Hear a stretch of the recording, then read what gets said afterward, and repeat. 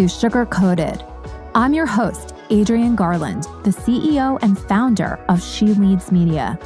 For far too long, women have been conditioned to sugarcoat their words, their actions, and the way they show up in the world, and to conform to certain cultural norms and ideals. This is inherently designed to keep those who are outside of the norm from gaining power, prestige, wealth, and influence, preventing more women from being recognized and respected as the powerful leaders that we truly are. Join me each week as we dive into raw conversations with remarkable, uncompromising, and inspirational women that will encourage you to strip away your sugarcoating and move boldly in the direction of your magnificent dreams. Hello, this is Adrienne Garland, and welcome back to Sugar Coated. I'm so excited today because I have a very interesting guest. Her name is Vera Jimenez, and she is a weather person. She is an entrepreneur, and she's a philanthropist. She has worked in the media field, which I think anybody that listens to Sugar Coated knows that I'm a huge enthusiast for the media, the power that it has, and using the media to help women to get their voices, thoughts, and opinions out into this world. So she's also a real estate investor, which I don't think that I mentioned. So I think that we could probably have a conversation that lasts for days, but let's just get right into it. So Vera, welcome to Sugar Coated. I'm so happy you're here today. Thank you so much for having me. It's a pleasure. When I saw the title of your podcast, okay, we're not going to sugarcoat it. We're actually going to talk about the truth. Yeah. And we are really going to work as a community to empower each other. And I thought, oh my gosh, that sounds fantastic. Amazing.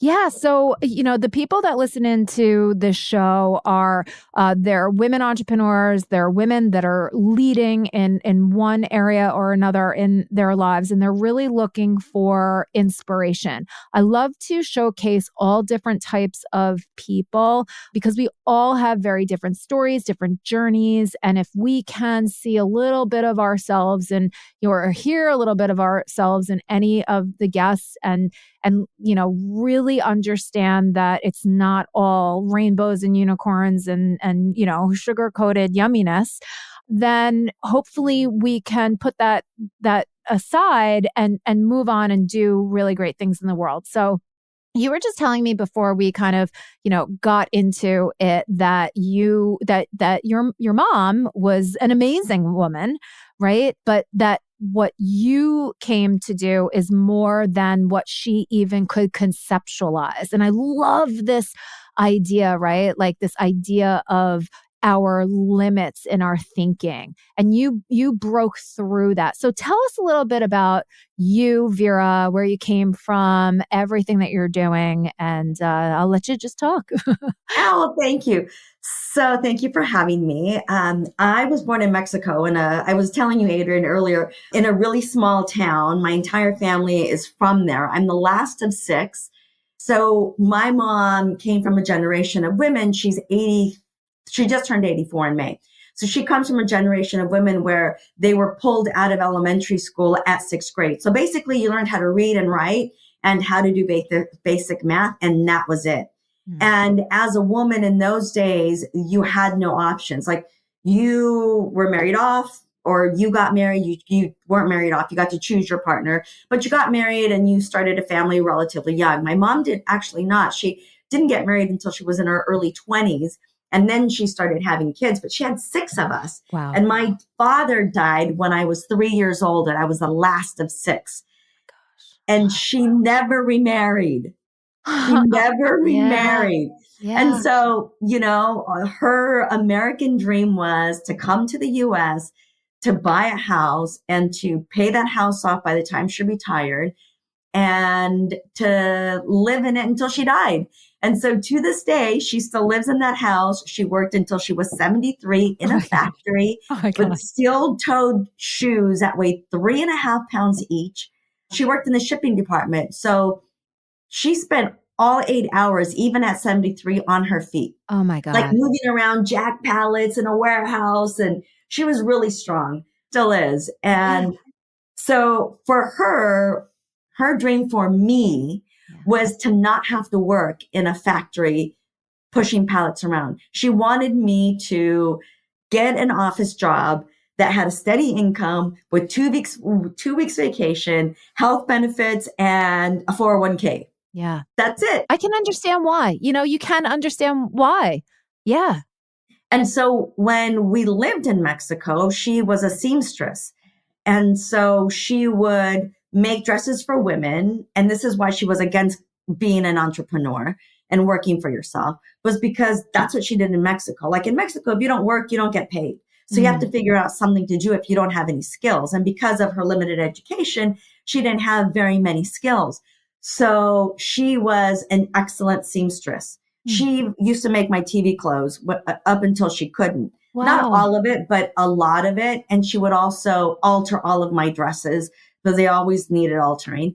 So she's very skilled. She learned how to make dresses because she came from a small town, taking dresses apart, making her own patterns. And then that's how she made dresses. Amazing. Really amazing. So when she was in business for herself, she would make a dress, turn it over. They would come pick it up and they'd say, "Oh, I'll pay you on Friday when my husband gets paid." This is Wednesday. Friday's 2 days away, and she doesn't have anything to eat in the house for her 6 children because she's out of money and she just turned over this garment expecting to get paid and didn't get paid. And now her kids are starving. Oh my God. Yeah. Right. So her idea of entrepreneurship is not fun. No, it's Yeah. pain and it's misery and it's uncertainty and it's fear. It's all of those things. And that's what she instilled in me. Yeah. So for me to break out of that, but I want to have something of my own. I want to own my own business. I want to be my own boss. I want to, if I'm going to trade my time for money, I at least want it to be for my thing. Yeah. You know what I mean? hear you. Yes. Yeah. I think so many people can relate to that. Yeah. Like at that point in my life, I hadn't even gotten to the point where I was thinking about, residual income or, making money off of, like the idea of making your money work for you hadn't even crossed my mind because I didn't even know about that. So like, how did you get there? Like, did you say to yourself like, okay, I am going to go get that office job. And then when you were in the office job, you were like, this ain't for me. Yes. This ain't for me. I wanted to work in radio and I wanted to be a writer. So that was the goal when I graduated college. I was a religious studies major. I wasn't even a meteorologist yet. It was a lot of math, a lot of science. It was something that didn't truly interest me.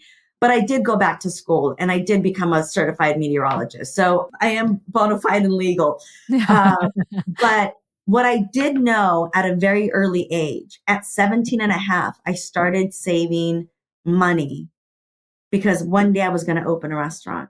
Nice. And I knew that nobody gives you a loan to open a restaurant. Yeah. You get a group of investors, you get people that are angel investors, but you can't go to a bank and say, "I've got this great idea for a restaurant." Yeah. Because 9 out of 10 restaurants fail in the first year. So I knew that I was going to have my own money. So at 17 and a half, I opened up a little bank account for my restaurant money. And then within that, I started working when I was 15 and a half, mostly because I had really crooked teeth and I knew that it was a big burden for my mom to pay for them. So I helped her pay for my braces. In that, as soon as I got a job, that was my priority. Going to pay for the braces. Mom doesn't have to do it anymore. Pay for my own prom dress, anything that I wanted extra, like I did on my own. But once I started to work more hours and make a little more money, I had my restaurant money. I had my college fund money. I had my car fund money. So I would take up my money and instead of blowing it on stuff, although don't get me wrong, I did blow it on stuff sometimes, but most of the time it was like, okay, my restaurant money's in there, my prom money's in there, my car money's in there. Wow. How much do I have left and how much can I spend? Yeah. Now, did you this is so interesting, like how smart you were, is that something that you just kind of figured out on your own? Or did someone like Well, give you like, this is what you should my do? mom. Yeah. So my mom didn't have an education, but she had a lot of common sense. And Yeah. my mom always said there are two things that you're allowed to go into debt for. You're allowed to go into debt for a house if you wanted to buy a mortgage, and if you were going to buy a car. My mom never owned a car because she could never afford one. Wow. So she would take the bus and walk everywhere, and we would take the bus and walk everywhere. But she taught me early on that debt was bad. And even to this day, like I can tell you that if I'm going to buy a piece of property, my car is paid for. Like my husband and I both believe in being debt free. We pay cash for our vehicles, which means we don't buy luxury vehicles because we'd rather spend the money on something else. Yeah. So we buy practical cars that are going to have a good resale value because eventually we'll need to get a new one. And these are just very common sense things Mm. that I learned from a woman with a sixth grade education. Yeah. Well, she was a smart woman, clearly. She was the first financial planner in your life. In my family, So anyway. smart. Yeah. You Yeah. know, No. Yeah. we didn't buy the new refrigerator until she had enough cash to pay for the refrigerator. Yeah. We would go to the laundromat if we needed, to wash and dry our clothes until she had saved enough money to pay for a washer and a dryer. Yeah. And she would sometimes, like we got the washer first and then we would go to the laundry and just dry the laundry. Yeah. So it was, she just taught me how to be resourceful and how to figure it out. Yeah. And it doesn't sound, I mean, listen, your personality is amazing. It shines through. So, as hard as these things were, it seems like there was happiness there as well. So it wasn't like, it was like, this is what you do. This is what we're doing. This is how you do it. And that's it. Yeah. And I think for me, it was instead of looking short term, like I had the vision. So I started saving up for that restaurant when I was 17 years old. Do you know how long it took me to finally open one? No, did you open it like last year? No, but we just sold it right before the pandemic. Oh, amazing. 17 and a half. That finally happened when I was 38 because it happened the year before I got married. Wow. Whoa. Kept it open for 5.5 years. Good for and you. then I started. So then you just do the math. And here's the other thing. I think that as entrepreneurs, we fall in love with the idea so much. Mm. We fall in love. And this is something that I've learned along the way with real estate. You fall in love with the idea of something that you forget to take the emotion out of it. Yes. Oh, yes. And to go into logic.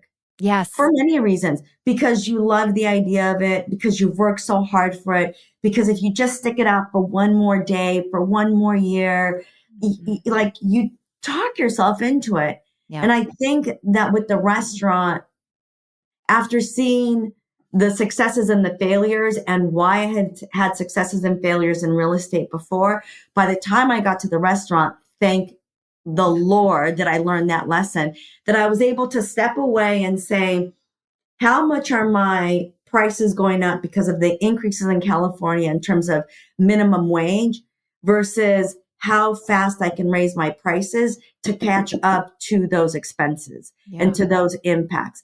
And we got to a point that we decided we can't. Yeah. And a restaurant. So I was working a full-time job. My husband, we both still do work full-time jobs. So I was going to work in the restaurant before I went to my full-time job. He was working his full-time job going into the restaurant. And then we were giving up almost every Saturday to be at the restaurant. And from time to time, we would have to give up a Sunday. Yeah. So after 5.5 years, we said, this new thing is going to happen. What do we do? And Adrienne, again, a blessing, had the opportunity to sell the lease because it had value just before the pandemic. Oh my God. That's so good. Wow. That is a blessing. That is such a blessing. Oh. So one of the things that I learned was when I first bought my 2 pieces of property, this is like tying it back to the restaurant that I learned. Yeah. When I bought my first 2 pieces of property, it was during the early 2000s when we were going into before the 2008 crash. Yeah. And I had the realtor that got me into that first piece of property was knocking on my door like every month. Sell your property, sell your property. Look how much equity you have in it. Look how much you can sell it for. You can look how much money you can make on it. You can turn this around and buy something better. You won't be in a condo, all of this stuff.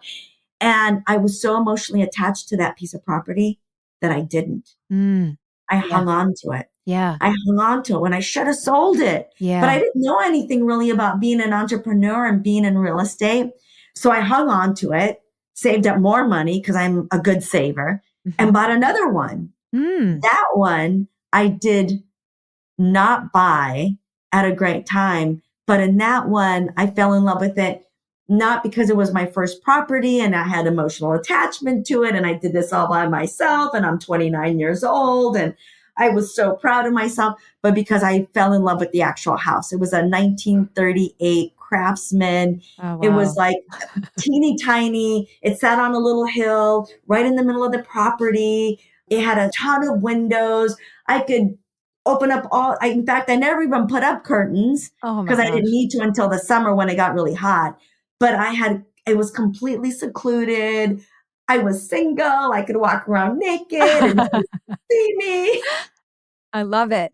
So, oh my gosh. So Vera, this is so cool because first of all, I was just having a conversation. I was actually just a guest on someone else's podcast and she asked me for a piece of advice and it's really funny. It's like the universe is, maybe trying to communicate some message, but the advice that I gave her was like, kind of came out of a place that I recognize. And it's exactly what you're talking about. So it's like, as an entrepreneur, we can start with the passion, like the fire of the passion, right?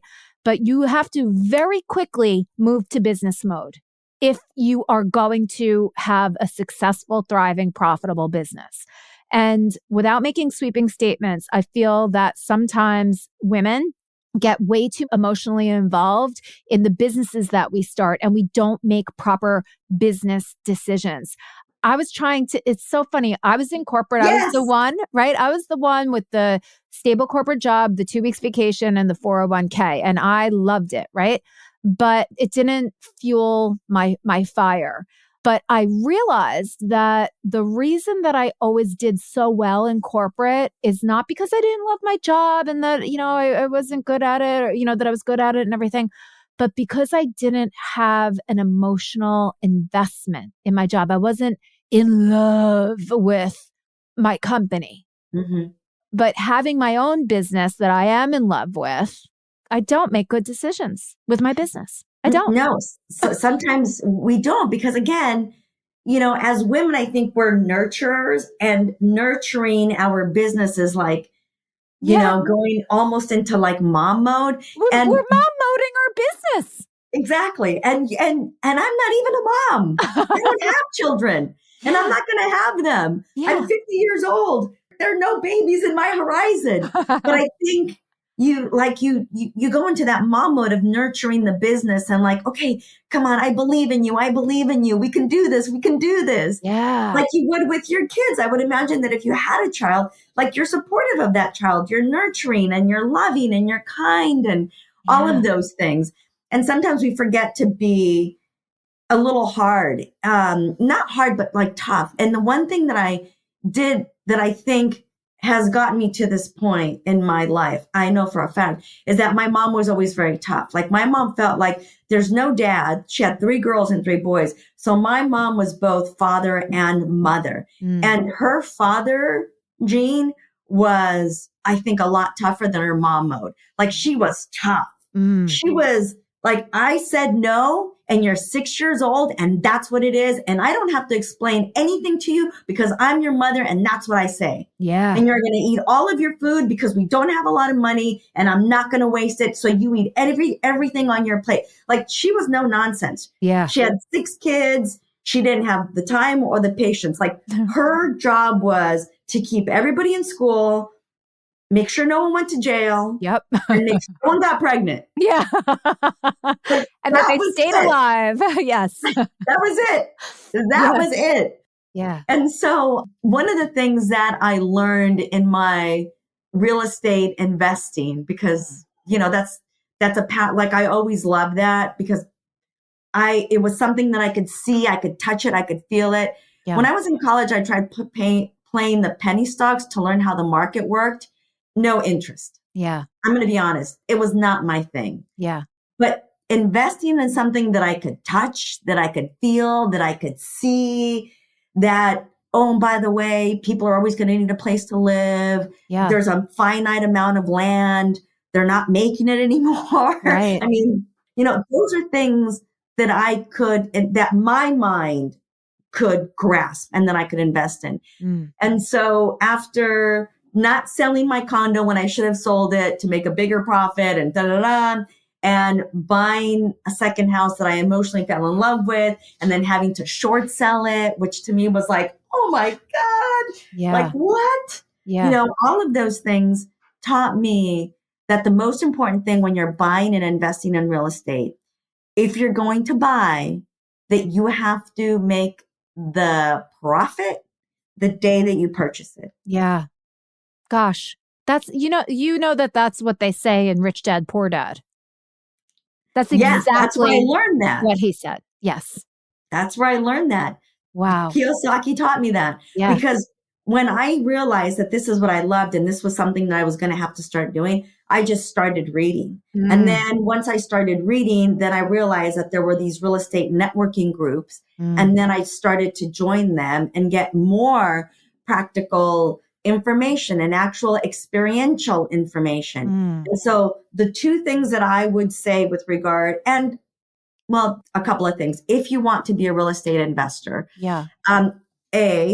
always look at the market that you're going to be buying in. So when I buy in a market, I'm in California and I don't want to invest in California for multiple reasons. High prices, rent control, evictions. Like the law always favors the tenant and not the landowner or the property owner. So there are multiple reasons. So I try to do most of my investing out of state. So when I look for a market, there are indicators that I look for. Are people moving into the state? What jobs are there? What growth is there? What industries are there? Is it all one industry? So, when you're talking Detroit, it was all car. When the car industry went out, what was left? Nothing. Yeah. So now you're looking for not just a city or a community that has growth, but somewhere where businesses are moving to that are going to draw people that have skills that are going to be in different industries. So one of the places that I invest in is in Pittsburgh. And the reason why I invest there is because there's a big college boom there. There's a lot of biomedical. There's a lot of corporate 500. And they also have some transportation segment and sports. Yep. Yeah. So there are multiple industries that will sustain an economy if one goes out. I love that. Thank you so much for sharing that. Even just the fact that you even like name dropped Pittsburgh, a very specific name. A lot of people don't do this, right? They try to protect the information that they have and not share it. And so I just really appreciate you and just being so transparent about that. And that is what we need to do as women. We need to share the information with one another so that we can build this wealth in our community. And the thing about that too, when you talk about that, is that let's face it, there is more than enough to go around. But sometimes as women, we're told that there's not enough. Yeah. And so we kind of hoard it, but that's not true. No. There's more than enough to go around. And so, for example, when interest rates started to go up, so the price of homes has started to stable off, but they're still not where they should be. So when interest rates are low, home prices are really expensive. Yeah. So there's always this teeter-totter going back and forth. So when I thought, because remember, you make your profit when you buy the property, and I thought, okay, this isn't working. This model isn't working for me right now. So buying property isn't what I'm going to do right now. I'm going to pivot. And I'm going to see and look at what other avenues of investing in real estate I want to venture into or explore, while I can't physically buy homes. Yeah. So one of the other things that I started to do was look at real estate investment trusts. Yes. And so now I have some of that. And those are not like, so because I already owned homes, I wanted to get into something that was different to diversify my portfolio. So I invested in a real estate trust that instead of being residential was commercial. Interesting. And so the commercial aspect, I found a company that leases space to research facilities, to medical facilities, to places where you actually have to physically go to. Like you still have to, you can do a telehealth conference, but eventually you still have to go in to get the MRI. Yes. You still have to go to get the pap smear. Yes. You know what I mean? There are still things that need to be done. So I found that. And so I thought, okay, put a little money there. Yeah. And then I thought, okay, what else can I do?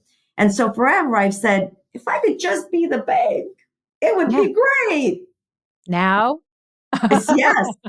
And so about 3 years ago, I started exploring lending. Wow. And so now, while, the market is still not great, some home prices are still high, interest rates are going up. And remember, I'm a person that likes to buy cash. Mm-hmm. And so that's too much. It's not worth it. I'd rather take the cash and spend it on something else. I have found people that do real estate and investing on a full-time basis and have more time to really look at the properties that are under default, to buy, houses at auction that are getting really good deals. And so they have time to do all of that. And I don't, because I want a life. I have a full-time job that I love. I love doing my volunteer and philanthropy work. So I let them find the deals, and then I either partner with them, or what I like to do even more is lend them the money. Wow. Here's the money that you need. I'll give it to you for 6 months to a year to 2 years. These are short-term loans. We agree on an interest rate. The title company does the paperwork. So there's no funny thing going on. It's all on the up and up. And then I just collect. And then at the end of the term, I get the money back and I get to do it all over again. Vera, you're amazing. You are amazing. I love how you're explaining it too. Like, it's no big deal. And you know what? I love that attitude too, because it's not as complicated, hard as maybe some would like us to think it is, so to keep us out. Yes. And and I learned this from another woman real estate investor, and she's phenomenal. And I did a course with her. She's still a friend of mine. We still do business together. And one of the things that I asked her when I was starting my journey is, I said, Athena, how do you do it? And I don't know how it came up, but she said, remember that money is energy, and money is always going to flow in and money is always going to flow out. And if you treat it as energy and you look at it as such, you are just going to understand that there are going to be periods, seasons of your life where money goes out, and there are going to be seasons of your life when money comes back in. And so now that I think about it that way, the idea of money doesn't scare me that much. And that simple thought and understanding has really helped me, not just in my entrepreneurial journey, but also in my philanthropic journey, that I am no longer afraid to make a donation, because I believe in, for me, it's really important to donate treasure and time to charities and to causes that I believe in. For me, it's not just one or the other. It's a combination, because then I know I'm really invested. Yeah. I am in the weeds with them, and I'm in the ground with them, and I am seeing what's going on, so that I say, you know what? I know where that money's going, and I know that it's well spent. Yeah. I love this. That is you. I am so inspired by you right now. You have no idea. I Well, need thank I you. needed this today. I'm so happy that our conversation happened. And I just think that there's also so many other women that are going to be so inspired by this. Now, do you also kind of like coach people? I mean, how can people just get in touch with you and be motivated by you and all of it? I'm on social media, Vera Jimenez TV. It's, you know, I love doing what I do. I always say I'm actionable, happy news. You know, I'm news you can, Use, act really upon. use. Yes, like this is actionable news and it's happy news because, in California, yes, we do have droughts, we have fires, we have all of those things. And so the news isn't always great.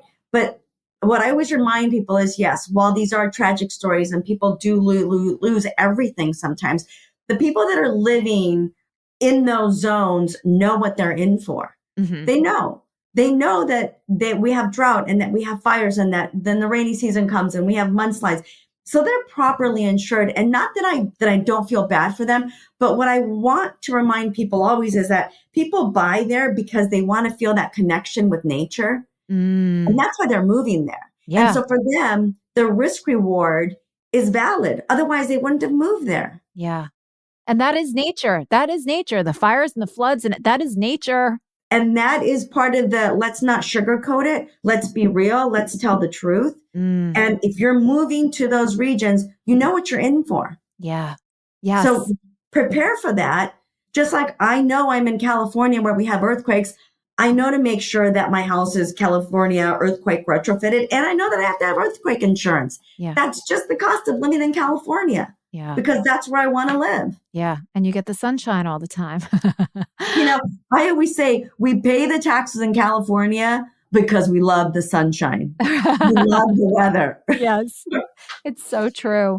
Yeah. Listen, I feel like we could talk forever, and I do. I want to invite you back because I want to dive into so much more with you because, the real estate investing, the mindset, everything that you're doing with predicting the weather, and using all those incredible models and everything else that you're doing. I want to hear more, and I want to follow your journey. And I'm sure that so many of the women that are listening into Sugar Coated want to hear that too. So let's make sure that we do a follow up. And I just thank you so much for spending your time and your energy with me here and with all of the Sugar Coated audience today. I just really appreciate this conversation. You have lifted me up, and for that, I am so grateful. Well, thank you for having me. And yes, I would love to come back and chat some more and get to know you more. I've been listening to the podcast and I just, it's been great to get to know the women in your sphere. And I look forward to connecting to many of them. I've already connected to Alicia Holmes, for example. Amazing. She's yes, incredible. Awesome. incredible, amazing. And it was so many things, so many of the things that she was talking about.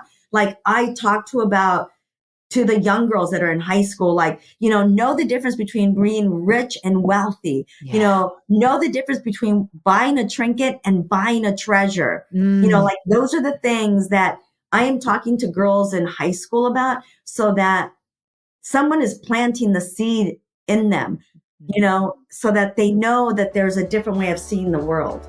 I love it so much. Thank you. Thank Thank you. And I will talk to you very soon. Thank you.